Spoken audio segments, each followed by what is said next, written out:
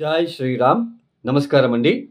2025 సంవత్సరం మార్చ్ 29వ తేదీ షష్టగ్రహ కూటమి ఏర్పడబోతున్నది. ఈ షష్టగ్రహ కూటమి వల్ల మనకి సమాజానికి ఎలా ఉండబోతున్నది, మరియు ద్వాదశ రాశుల వాళ్ళకి ఎలా ఉంటుంది అని ఒక తెలుసుకునే ప్రయత్నం చేద్దాం. ఇక్కడ చాలా వరకు చూస్తున్నాం, చాలా మంది అంటే కొంతమంది కామెంట్స్ చేస్తూ ఉంటారు. ఒక్కొక్కరు ఒకలాగా చెప్తూ వస్తున్నారు. అంటే ఒక జ్యోతిష్కుడేమో బాగుందంటాడు, ఒక జ్యోతిష్కుడేమో బాలేదంటున్నాడు. ఇలాంటి కన్ఫ్యూజన్ ఎక్కువ ఏర్పడబోతున్నది మన ప్రజలకు. ఇక్కడ ఒక చిన్న లాజిక్ అండి. మనకి స్వజాతకం అనేది ఉంటుంది.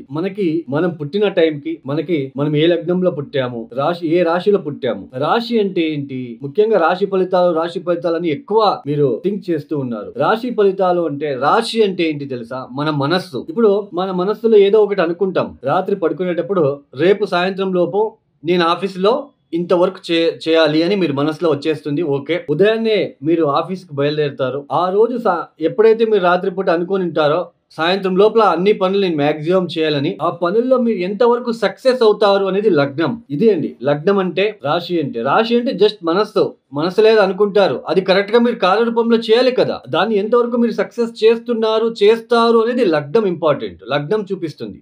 అంటే దశాభుక్తిలో మనకి మంచి దశాభుక్తులు జరుగుతూ ఉంటే మీరు అనుకున్నట్టుగానే, మీ మనసులో వచ్చినట్టుగానే మీరు చేసేస్తారు. చాలా మందికి ఆశలు ఉంటాయి.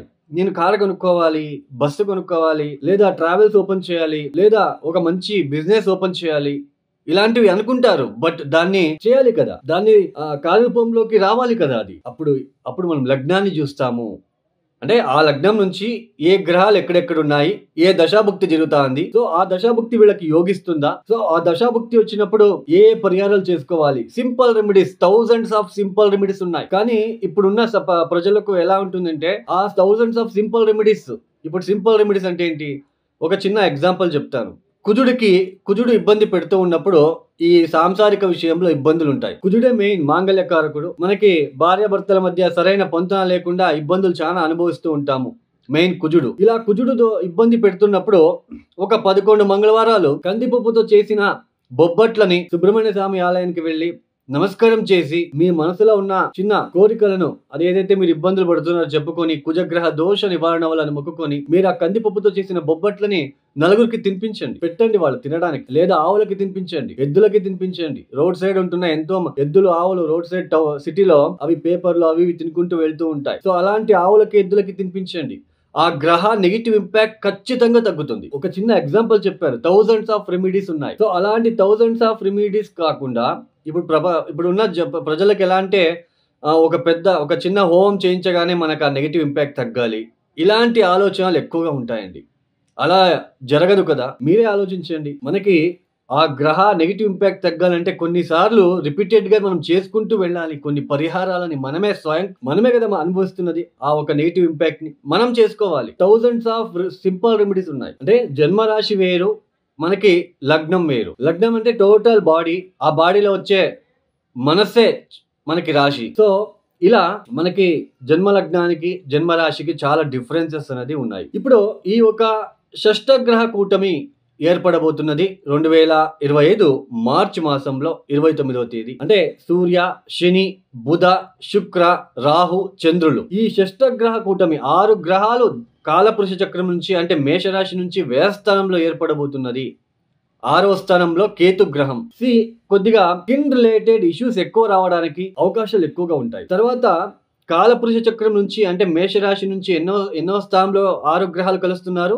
12వ స్థానంలో. నిద్రాహీనత కనిపిస్తూ ఉంటుంది జనాల్లో, అంటే ప్రజల్లో నిద్రాభంగము, కంటికి సంబంధించిన ఏదైనా ఇన్ఫెక్షన్ లాంటిది క్రియేట్ అవ్వడానికి అవకాశాలు ఉంటాయి. కంటికి సంబంధించిన వ్యాధులు, ఒక వైరస్ లాగా ఏదైనా స్ప్రెడ్ అవ్వడానికి కూడా చిన్న ఛాన్సెస్ ఉంటుంది. అంటే మనకి ఆల్రెడీ వస్తూ ఉంటుంది. కంటికి వస్తే అద్దాలు పెట్టుకుంటాము, అది వైరస్ లాగా ఎవరికైతే కంటికి ఇబ్బందులు ఫేస్ చేస్తూ ఉంటారో, ఆ కన్నుని ఇంకొకరు బాగున్న వ్యక్తి చూస్తే వాళ్ళకు కూడా వైరస్ లాంటిది మనకి స్ప్రెడ్ అవుతుంది. అలా కంటికి సంబంధించిన ఇబ్బందులు ఎక్కువ ఫేస్ చేయవలసిన ప్రమేయం కూడా వస్తుంది. కొంచెం జల ప్రళయాలు అంటే ఇక్కడ అవ్వడానికి అవకాశాలు ఎక్కువగా ఉంటాయి. ఎందుకంటే జలతత్వ రాశిలో 6 గ్రహాలు మనకి కలుస్తున్నారు.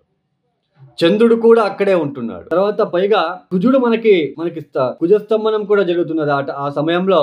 కర్కాటక రాశిలో సంచారము. సో కొంచెం సామాజిక వర్గంలో కొంచెం ఏదైనా ఇబ్బందులు ఎక్కువ అయ్యే సూచనలు కొద్దిగా మార్చ్, ఏప్రిల్, మే, జూన్, జూలై, ఆగస్టు వరకు మనకి కనిపిస్తుందనే తెలుసుకోవచ్చు. అంటే ఏదో పెద్దగా అయిపోతుంది అని కాదండి. ఏదో చిన్న చిన్నవి ఏదైనా ఇబ్బందులు వచ్చే సూచనలు సామాజిక వర్గంలో కనిపిస్తూ ఉంటుందనే ఇక్కడ మనం తెలుసుకోవచ్చు. అందులోన సూర్య, శని, రాహు ఒకే ఇంట్లో కలుస్తున్నారు. కొంచెం ఇబ్బందులు ఎక్కువగా ఉంటాయి. కొద్ది రోజులు ఈ మార్చ్, ఏప్రిల్ మాసంలో కొంచెం ఇబ్బందులు ఎక్కువ ఉండడానికి అవకాశాలు ఉంటాయి. ఈ ఒక షష్టగ్రహ కూటమి వల్ల మనకి ద్వాదశ రాశుల వాళ్ళకి ఎలాంటి ఫలితాలు రాబోతున్నాయని మనం కొద్దిగా తెలుసుకుంటూ వెళ్దామండి.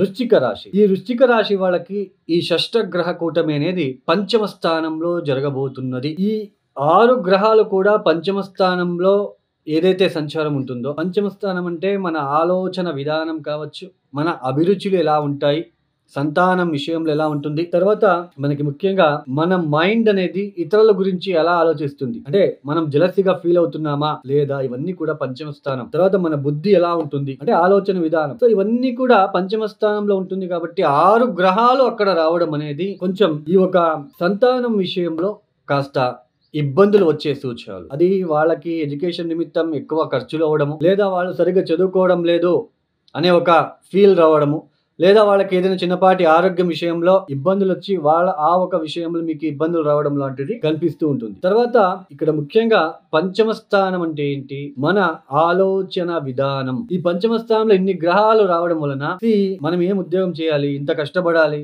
ఇంత కష్టపడినా ఎక్కువ అర్న్ చేయలేకపోతున్నాము, ఏదైనా పెద్దగా తొందరగా డబ్బులు వచ్చే మార్గాన్ని వెతుక్కోవాలి అనే థాట్ కలిగిస్తాడు. ఆ ఒక థాట్ రావడానికి అవకాశాలు ఉంటాయి. బెట్టింగ్లు కట్టడము, జూజు లాంటివి ఆడి డబ్బులు నష్టపోవడం లాంటిది. సో ఇలాంటివన్నీ జరిగే సూచనలు ఉంటాయి. కాస్త జాగ్రత్తగా ఉండే ప్రయత్నం చేయండి.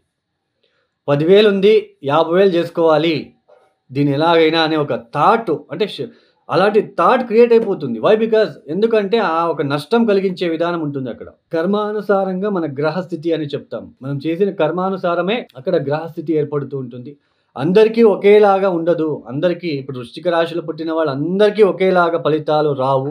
ఇది బాగా గుర్తుపెట్టుకోండి. సో పంచమ స్థానంలో 6 గ్రహాలు కలుస్తున్నారు కాబట్టి ఆలోచించే విధానం జాగ్రత్త. ఇన్వెస్ట్మెంట్, షేర్ మార్కెట్ కూడా పంచమ స్థానమే. ఇన్వెస్ట్మెంట్ చేసే విషయంలో జాగ్రత్త, ట్రేడింగ్ బిజినెస్ చేసేవాళ్ళు జాగ్రత్త, సంతానం విషయంలో కొద్దిగా కేర్ తీసుకోవడానికి ప్రయత్నాలు చేసుకోండి. నెగిటివ్ థాట్స్ వచ్చినప్పటికీ వాటిని కంట్రోల్ చేసుకోవడానికి ప్రయత్నాలు చేసుకోండి. బియ్యం లాంటివి డొనేషన్ ఇవ్వండి. ఎక్కడైనా అన్నదానం చేస్తూ ఉంటారు కదా, అక్కడ ఒక 25 కేజీ ప్యాకెట్లు, లేదా మీ శక్తి అనుసారంగా ఎక్కడైనా సరే మీరు ఆ బియ్యాన్ని డొనేషన్ ఇవ్వడానికి ప్రయత్నం చేయండి. తర్వాత కాలభైరవేశ్వర అష్టకం వినడం, కాలభైరవేశ్వర గాయత్రి మంత్రం చదువుకోవడం, ముఖ్యంగా సుబ్రహ్మణ్య ఆరాధన చేసుకోవడము, ఇది మీకు మంచి ఫలితాలు ఇస్తుంది. ఈ ఒక వీడియో మీకు నచ్చితే లైక్ చేయండి, షేర్ చేయండి, సబ్స్క్రైబ్ చేసుకోండి. సర్వే జనో సుఖినో భవంతు. ధన్యవాదములు. జై శ్రీరామ్.